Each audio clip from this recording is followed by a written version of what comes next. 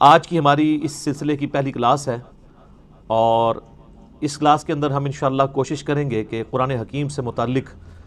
40 بنیادی انفارمیشنز جو ہیں وہ ڈسکس کریں جو ایک مسلمان کے علم میں ہونی چاہیے، اور ان پوائنٹس کے کانٹیکسٹ میں جتنی ضروری گفتگو ہوگی وہ میں کروں گا، ورنہ تو یہ 40 پوائنٹس کے اوپر 40 گھنٹے بھی گفتگو ہو سکتی ہے، لیکن اس گفتگو کی ضرورت نہیں ہے۔ یہ مسلمانوں کے اجماعی عقیدے ہیں، کوئی اس میں دوسری رائے نہیں ہے، اور جتنی انفارمیشن ریکوائرڈ ہے وہ انشاءاللہ میں ڈسکس کروں گا۔ اللہ کا نام لے کے شروع کرتے ہیں میرے بھائیوں۔ علمی پوائنٹ نمبر 1 وہ یہ ہے کہ ہم مسلمانوں کا یہ بنیادی عقیدہ ہے کہ یہ جو قرآن حکیم ہے یہ اللہ تبارک و تعالی کی کتاب بھی ہے اور اللہ کا کلام بھی ہے۔ باقی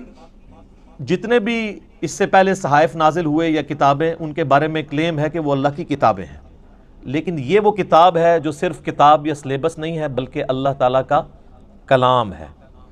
اور اس کا ثبوت قرآن حکیم میں سورہ التوبہ کی سٹارٹ میں ہی آتا ہے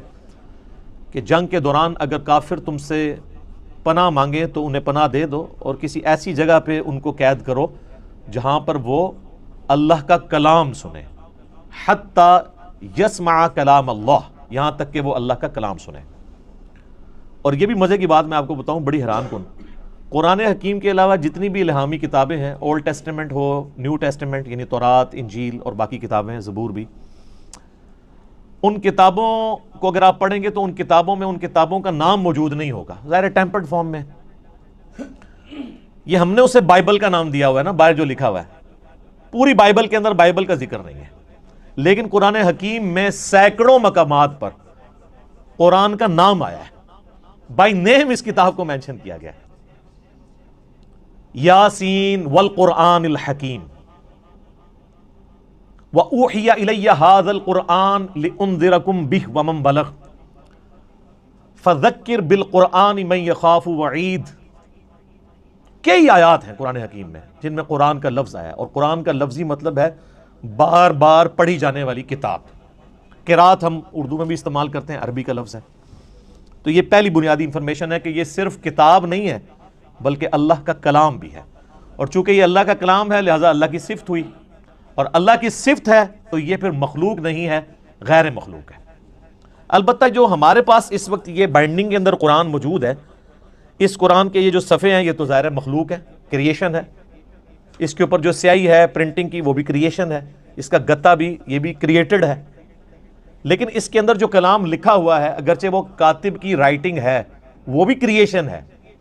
کریٹڈ ہے، مخلوق ہے، لیکن جو کلام لکھا گیا ہے جسے ہم پڑھتے ہیں یا سنتے ہیں وہ غیر مخلوق ہے، وہ اللہ کی صفت ہے۔ اور اسی لیے آپ دیکھیں کہ سورۃ الاعراف میں آتا ہے نا کہ حضرت موسیٰ علیہ السلام نے خواہش کا اظہار کیا تھا کہ اے اللہ میں تجھے دیکھنا چاہتا ہوں، تو اللہ نے کیا فرمایا تھا؟ تو مجھے نہیں دیکھ سکتا،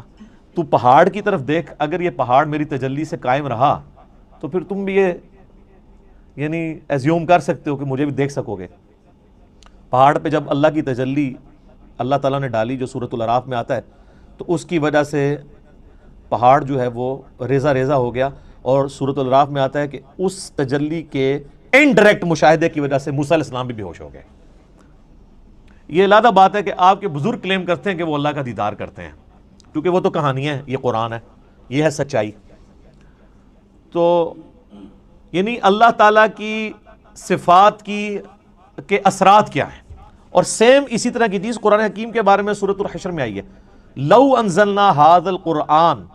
على جبل، اگر ہم یہ پہاڑ پر نازل کر دیتے تو پہاڑ بھی اس قرآن کے نزول کی وجہ سے پھٹ جاتا، ریزہ ریزہ ہو جاتا۔ کیوں؟ کیونکہ قرآن اللہ کی صفت ہے، اللہ کا کلام ہے، کلام متکلم کی صفت ہوتا ہے نا، تو اس کا ایفیکٹ یہی ہونا تھا جو اللہ تعالیٰ کی ذات کا ایفیکٹ ہے کہ قرآن اگر کسی پہاڑ پر نازل ہوتا تو وہ بھی اس قرآن کے رعب کی وجہ سے ریزہ ریزہ ہو جاتا۔ سر یہ ہمارے محبوب صلی اللہ علیہ وآلہ وسلم کا مبارک سینہ ہے کہ جس پہ آلموسٹ 23 سال تک قرآن نازل ہوتا رہا ہے، اور اگر آپ بخاری مسلم کی احادیث اٹھا کے دیکھیں تو نبی علیہ السلام کے اوپر ایک کیفیت طاری ہو جایا کرتی تھی جب قرآن کا نزول ہوتا تھا، اور سخت سردیوں میں بھی بخاری مسلم کے الفاظ ہیں کہ آپ صلی اللہ علیہ وآلہ وسلم کے مبارک چہرے پر یعنی پسینہ بہنا شروع ہو جاتا تھا، اتنا وحی کا بوجھ ہوتا تھا. اور اس حالت میں صحابہ کرام آپ کو دیکھ نہیں سکتے تھے، چہرہ مبارک سرخ ہو جاتا تھا، اور جس طرح یہ خراٹے لینے کی آواز ہے نا، اس طرح بخاری مسلم آتا ہے، اس قسم کی آواز آپ کے منہ سے نکلنا شروع ہو جاتی تھی. اور پھر صحابہ کرام جو ہیں وہ سارے سر جھکا لیتے تھے یوں، اور آپ علیہ السلام کے سر مبارک کے اوپر ایک بڑی چادر دے دی جاتی تھی، حتیٰ کہ آپ اپنی وہ اس حالت میں واپس آئیں. یعنی آپ صلی اللہ علیہ وآلہ وسلم پر یہ حالت طاری ہوا کرتی تھی. اب یہ علمی پوائنٹ نمبر 1 ہوا ہے جی. ابھی میں اس پہ اور بھی بول سکتا ہوں، لیکن میں جو فی البدی چونکہ میں نے گفتگو کرنی ہوتی ہے، رٹی رٹائی نہیں ہوتی. پوائنٹس میں نے صرف لکھے ہیں کہ مجھے یاد رہے کہ کوئی پوائنٹ سکپ نہ ہو. ادروائز اگر میں ایک ایک پوائنٹ کے اوپر نوٹس بناؤں نا، تو پھر یہ 40 لیکچرز میں صرف قرآن کا تعارف ہی ختم ہو، لیکن وہ پھر آپ انٹرسٹ لوز کر جائیں گے. بس اتنی بات کی جائے جو آپ کے انٹرسٹ کی چیز ہے، جس میں آپ کا پریویس نالج بھی انوالو ہو، کچھ نئی بات بھی آپ کی انفارمیشن میں آ جائے.